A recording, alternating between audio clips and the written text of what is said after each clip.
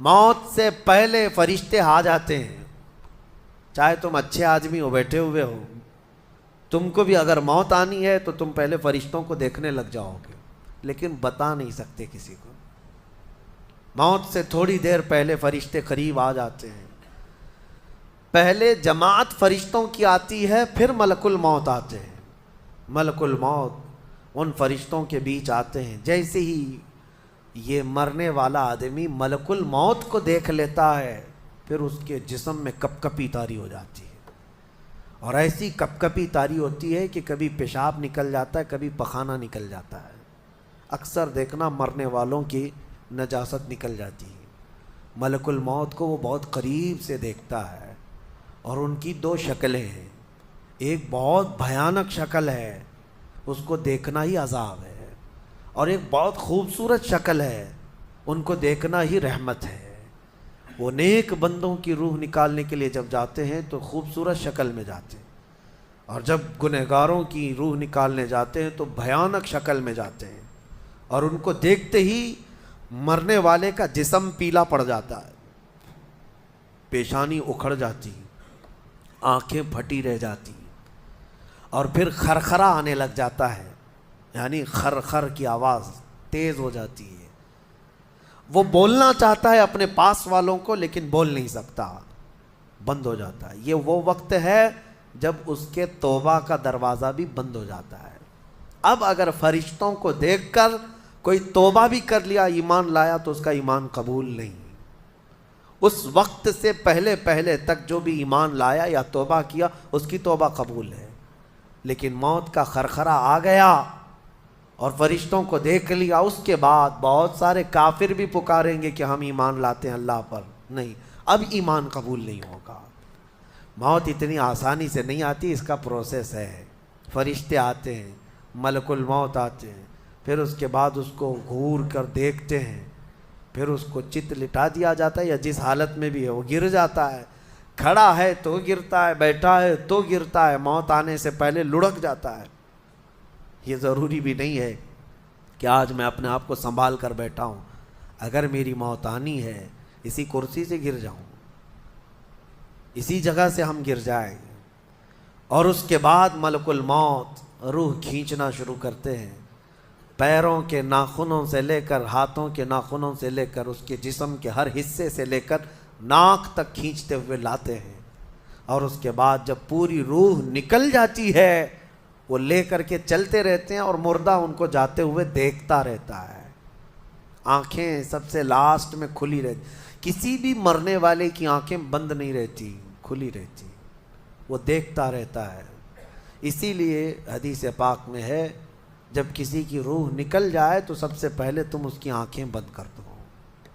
ہمیں بند کرنا ہوتا ہے، اور اس کے بعد منہ بھی کھلا رہ جاتا ہے، منہ اوپن رہ جاتا ہے. فرمایا گیا منہ کو دبا کر بند کر دو. یہ سب نشانیاں ہیں میرے عزیزوں موت کی سختیوں کی. آپ کو پتہ ہے جب رسول کریم صلی اللہ تعالیٰ علیہ وسلم کی وفات آئی، اللہ اکبر، نزع کا عالم اتنا سخت تھا کہ بار بار حضور اکرم صلی اللہ علیہ وسلم کو پورے پانی کے مٹکے انڈیل دیے جا رہے تھے. 3 مٹکے حضور پر انڈیل دیے گئے موت سے پہلے. اور حضور اس کے بعد تھوڑا آرام محسوس کرتے، اور پھر شدت کا بخار. اور وہ آخری وقت تھا جب حضرت فاطمہ آپ کے پاس آئی تھی. حضور نے ان کے کان میں بتا دیا، وہ رونے لگ گئی. کیا کہا تھا؟ حضرت فاطمہ کہتی ہیں حضور نے فرمایا، اے فاطمہ اب میں جا رہا ہوں، میرا آخری وقت ہے. پھر ایک دوسرے کان میں ان سے کہا، میرے خاندان میں سے سب سے پہلے تم مجھ سے ملنے والی. آج یوم فاطمہ بھی ہے، سیدہ کائنات کا آج یوم وصال ہے، 4 رمضان المبارک. تو رسول کریم صلی اللہ تعالیٰ علیہ وسلم حضرت عائشہ صدیقہ کے سینے سے سر لگا کر لیٹے ہوئے تھے. حضرت عائشہ فرماتی ہیں، سنو، مجھے پتہ ہی نہیں تھا. حضور حضرت عائشہ سے زیادہ محبت کرتے تھے، اسی لیے آخر وقت میں حضرت عائشہ کے ہی حجرے میں رہنے لگے، باقی دوسری بیویوں کے یہاں نہیں جاتے. حضرت عائشہ کہتی ہیں، میں حضور اکرم صلی اللہ تعالیٰ علیہ وسلم کو کبھی مسواک دے رہی، کبھی پانی کے چھڑکاؤ کر رہی. تھوڑی دیر کے بعد حضور اکرم صلی اللہ تعالیٰ علیہ وسلم لیٹے لیٹے اسی طرح رہ گئے۔ حضرت عائشہ کہتی ہے میرے سینے پر حضور کا سر تھا، وہ اتنا بھاری ہو گیا مجھے لگتا تھا کہ میری پسلیاں ٹوٹ جائیں گی۔ یہ حضرت عائشہ کہتی ہے مجھے ایسا لگتا تھا کہ میری پسلیاں ٹوٹ جائیں گی۔ ہوا کیا تھا؟ حضرت عائشہ فرماتی ہیں دروازے پر جبرائیل امین آئے، روح نکلنے سے پہلے کی بات ہے۔ حضرت عائشہ فرماتی ہیں حضور کے پاس جبرائیل آخری بار آئے، وہ غمگین حالت میں آئے یا جس حالت میں ہو۔